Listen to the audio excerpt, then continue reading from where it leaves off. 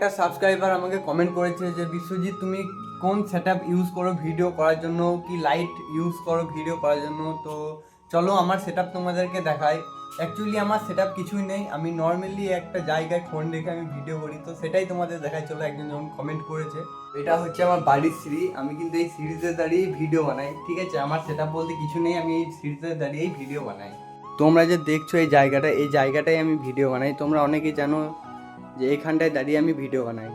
আর এই যে এখানটায় আমি ফোন হেলান দিয়ে রাখি, আর এখানটায় ভিডিও বানাই। ঠিক আছে, আর এই যে তোমরা এই যে পেটিটা দেখছো, এটা একটা সোলার পেটি। এর মধ্যে কাপড় রেখে আমি তার মধ্যে বাঘ মামাকে রাখি যেন আমার ব্যাকগ্রাউন্ডটা দেখতে ভালো লাগে। আর সেটআপ বলতে আমার কি সেরকম কিছু তো নেই। এই যে একটা মাইক আছে, এটাও ইউজ করি না। ঠিক আছে, এটা এমনি কিনেছিলাম ভিডিও বানানোর জন্য, কিন্তু এটা ইউজ করতে হয় না বলে করি না।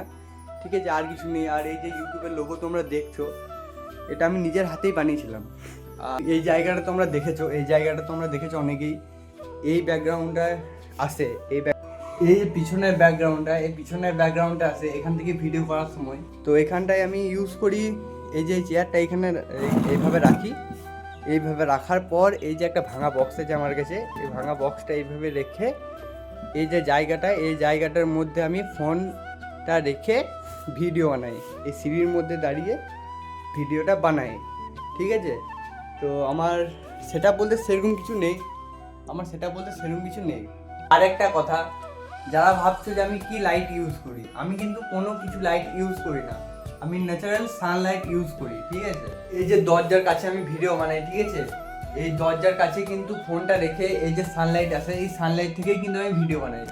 আর ওইখানটায়ও সেম। ঠিক আছে, তোমাদের দেখাবার চেষ্টা করি। এই যে এইখানটায় আমি ফোন রাখি, ফোন রাখার পর এইভাবে কিন্তু আমি দাঁড়িয়ে ভিডিও করি। তাই আমার কোনো লাইটের দরকার পড়ে না, বা আমি ইউজ করিনি কোনদিন লাইট। ঠিক আছে, কারণ আমার কাছে সেরকম কিছু নেই, তো লাইট ইউজ করার মতো কোনো কিছু ব্যাপার আসে না। তো এটাই হচ্ছে আমার সেটআপ। ভিডিও ভালো লাগলে লাইক কমেন্ট শেয়ার করো। ঠিক আছে, আর আশা করছি আমি তোমাদের ভালোবাসা একদিন আমার ড্রিম সেটআপকে আমি যারা বলে আমার কাছে ভালো লাইট বা ক্যামেরা নেই, তাদেরকে বলি তোমার কাছে যেটা আছে সেটা দিয়েই শুরু করো। ঠিক আছে, কারণ তুমি এখন যত বড় ইউটিউবারকে দেখছো, তাদের কাছেও একটা টাইমে কিন্তু কিছু ছিল না। তাই তোমার কাছে যেটা আছে সেটা দিয়েও শুরু করো। আমিও একজন বড় ইউটিউবার এখনো হয়নি, আমি এখন স্ট্রাগল করছি। তো আশা করছি তোমাদের ভালোবাসায় আমিও একদিন পারবো।